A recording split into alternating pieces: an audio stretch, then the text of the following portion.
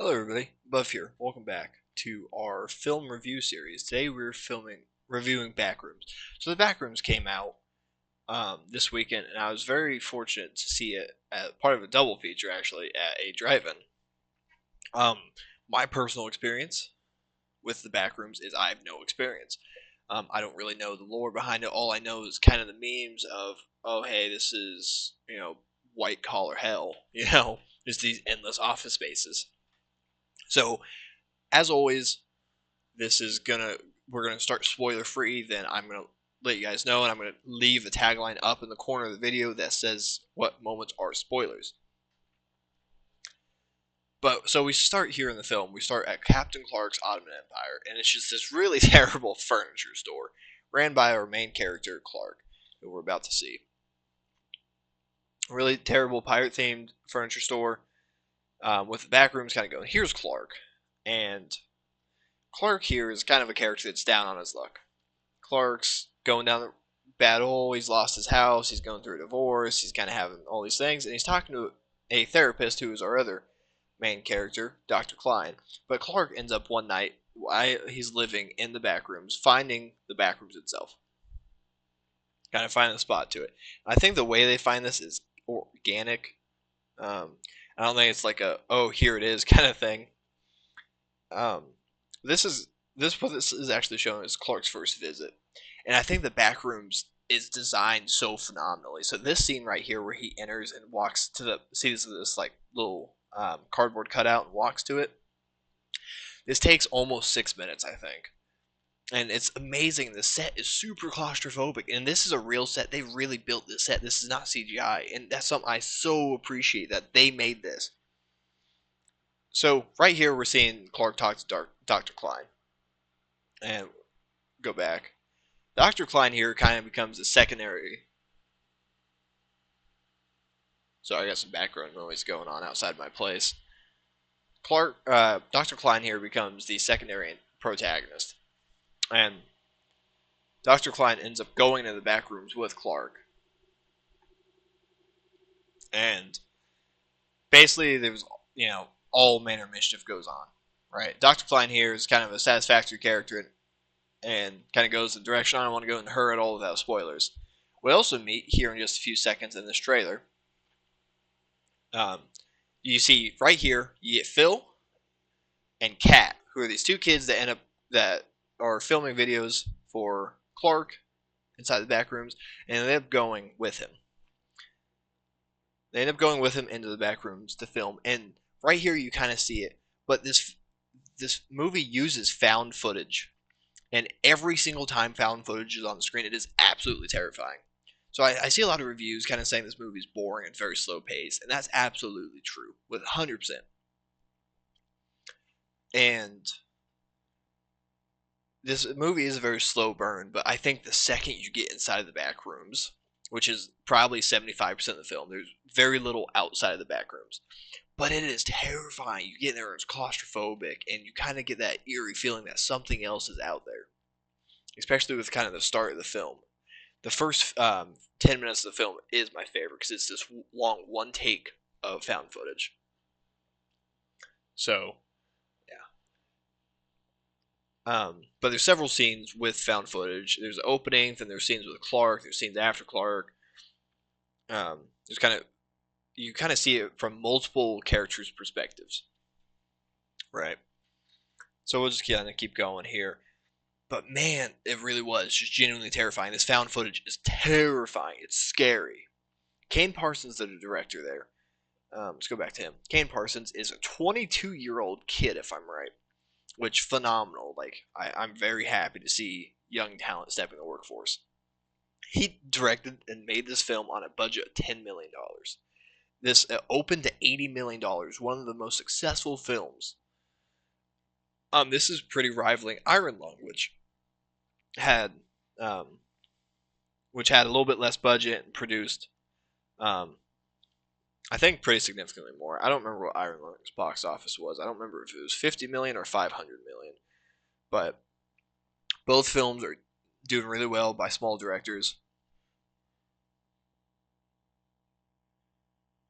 And 51 million was Iron Lung. Sorry, I had to double check. But yeah, um, so this film is becoming very successful despite its reviews. But if you go in this film, you will have a good time. I think you will find it scary. You will find it terrifying. And the only thing is, you just kind of got to. It's a slow burn, and especially something like this, it's a very backseated horror element.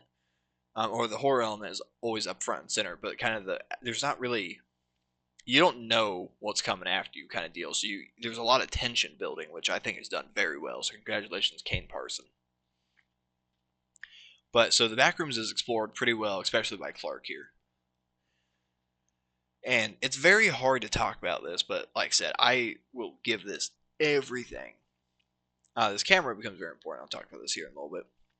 But I really thought this was a phenomenal film. I'm going to kind of end the spoiler-free review right here because there's not much more I can talk about with this. But like I said, it's a very claustrophobic film. It's kind of a slow burn, but it is terrifying. Like, I was genuinely terrified. Like, I was at a drive-in theater with company that, might I say, I wanted to impress, and getting scared at this movie probably wasn't the best look, but man, this was a terrifying movie, and I thought this was phenomenal. So congratulations to Kane Parsons, congratulations to A24. You guys did it really well. What is this thumbnail? And yeah, so right here I'm going to give you guys the next 30 seconds to end this spoiler free. I'm going to give the Backrooms a solid 7 out of 10. Sadly, the same review I gave the Mandalorian Grogu. Actually, no, we're going to bump this up. We're going to give this an 8 out of 10. I would absolutely watch this again. I think it's, as a horror film, it does really well at building tension and terrifying you. And I'm going to go more on this in the spoiler-free review. But until then, hang out for a little bit. So,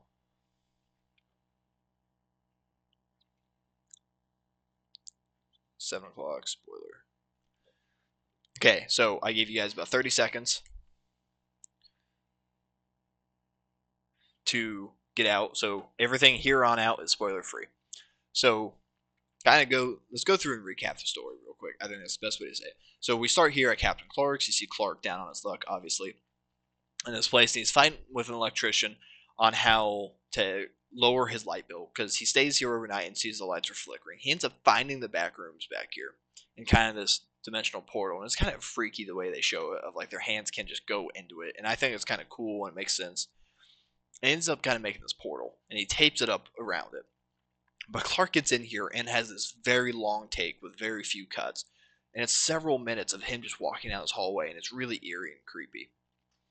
But kind of before this, all this, and before we get to Clark, we see this found footage film of the scientist that's trapped inside there, and he says his entire team was lost, and he's just running around, and it's just absolutely terrifying. And there's this part where this bird flies in, and it scared the hell out of me, but this bird just flies in out of nowhere and dies on the ground.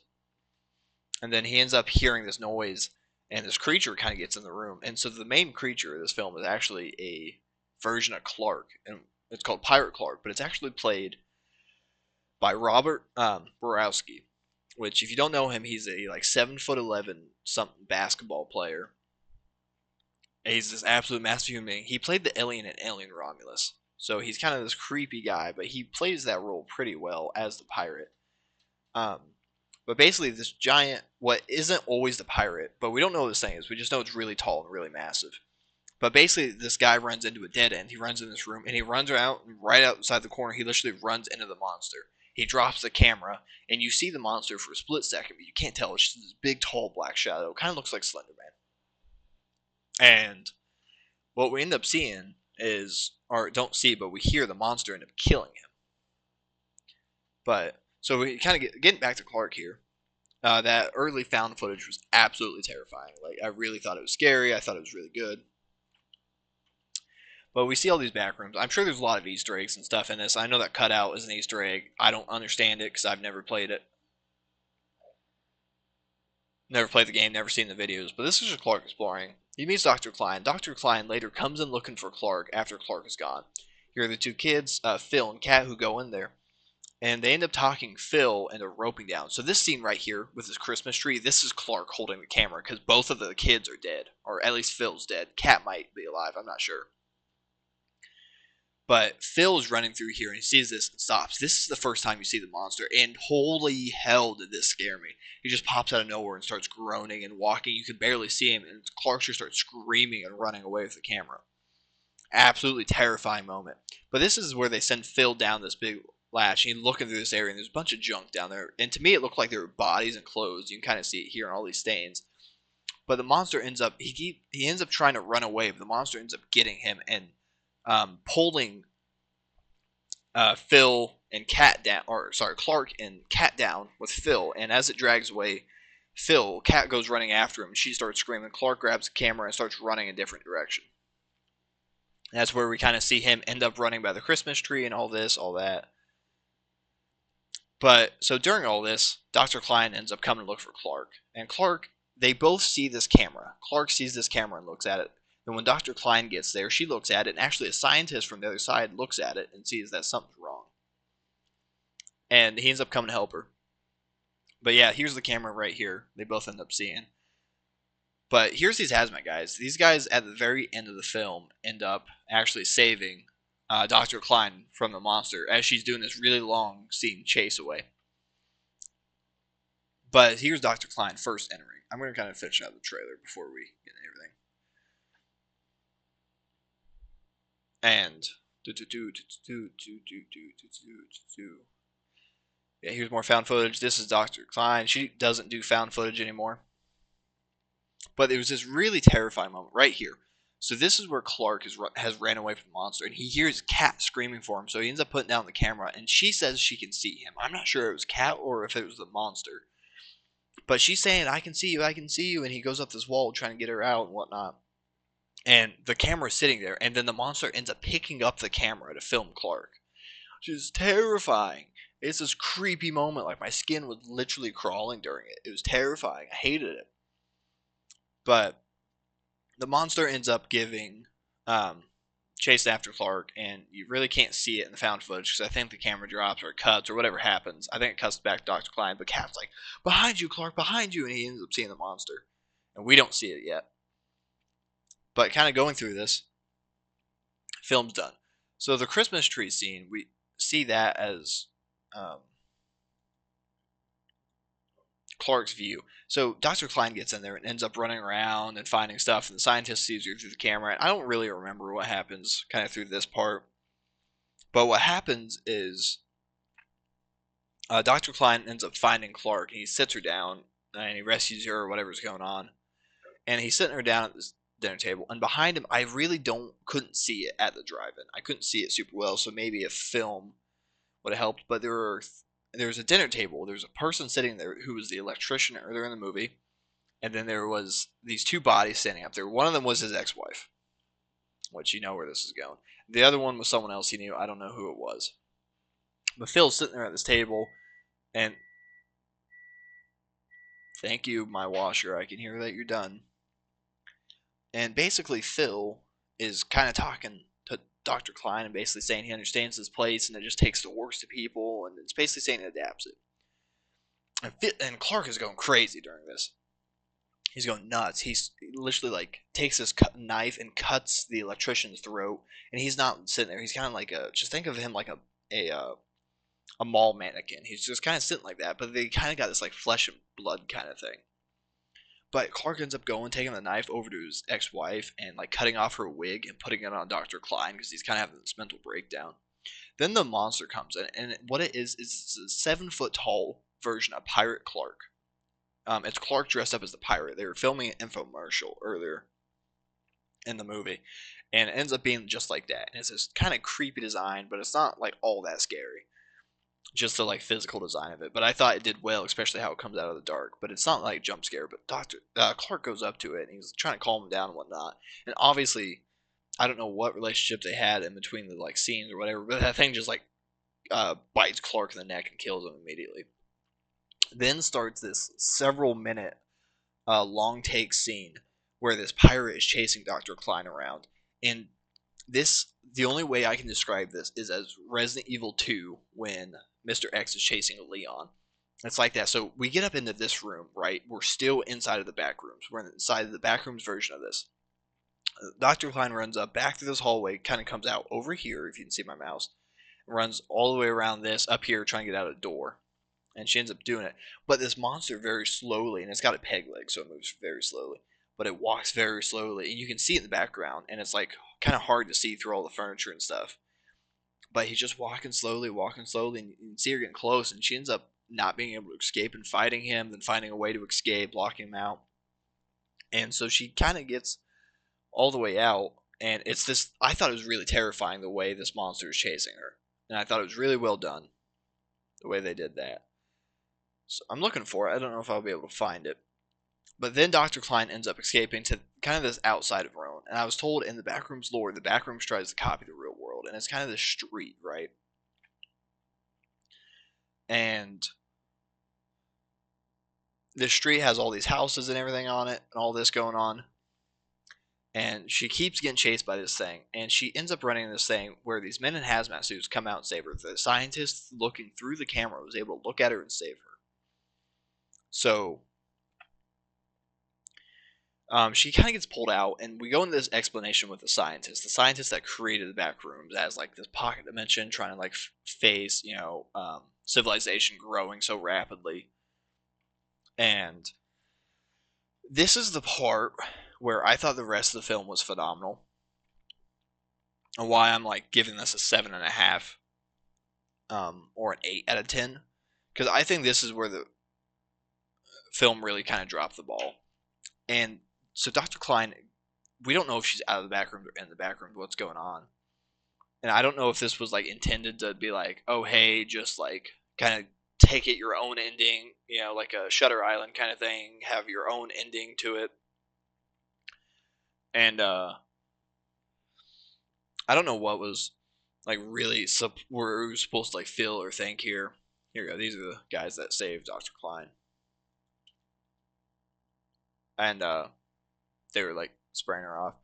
But I don't know what we were supposed to think, but there was this, maybe it took like 20 minutes of dialogue straight from these two, and I lost it. I really don't know what they were talking about. It's really going to take me a second review to learn what they were talking about. But he was kind of talking something about the pocket dimension and whatnot, and it kind of ends, and I just could not like understand the conversation or keep it up, and I was very tired during it too after seeing a double feature. And basically, it was just kind of like, it leaves the film with Dr. Klein, and I don't know if she's in the back rooms or she wasn't. I don't know what was going on there. And it kind of flashes back and forth where she has this like kid with her, and she's like, and the kid's looking out the windows, and they're newspapered over, and she's talking, and she's like, "You can't get out there. You can't let it know you're there." Rah rah rah rah. And it's, I just like I couldn't keep up with what was going on, and it was just really confusing to me. So I don't understand the ending to it. I don't. And that's the number one thing I've got to take away. Like, I really think this could have been a better film. And I mean, if you don't like slow burn films, it's not a film for you. But if you have the attention span to sit there and understand that how the tension is building and feel it build, you will really enjoy this film. Um, so I would definitely recommend it for you guys. So I'm gonna give this a 7.5 to 8 out of 10. And but it's really the ending that just falls apart for me, and that's what I can give it. But this film is earning amazingly. I thought it was very fantastic the way it was done. The found footage was phenomenal. I think everyone that worked on this should really applaud themselves, say, hey, we did this really well. I don't understand what the community's hate is going on for it. I just don't understand it, but there's a lot of fake hate going on is the way I see it, especially when people talk about it and describe it. It's like you literally didn't watch the movie. But yeah, it's just,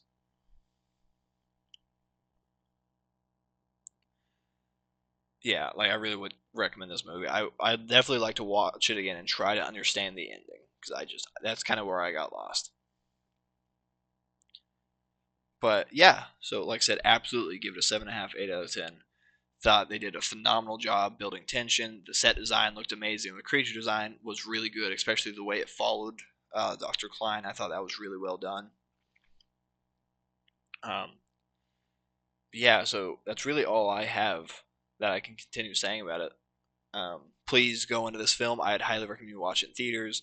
Just go into it with a blank mind. Don't take my opinion at heart. Don't look at any other opinions, and just take this and go into this with an open mind, saying, "All right, this is a horror movie. I wonder what's going to happen." If you do that, you will have a phenomenal time and really enjoy this film. But that's all I got for today, guys. I hope you enjoyed. Please comment, let me know what you guys think, what you'd like to see next. Subscribe if you want to see more, and I will see you next time. Bye for now.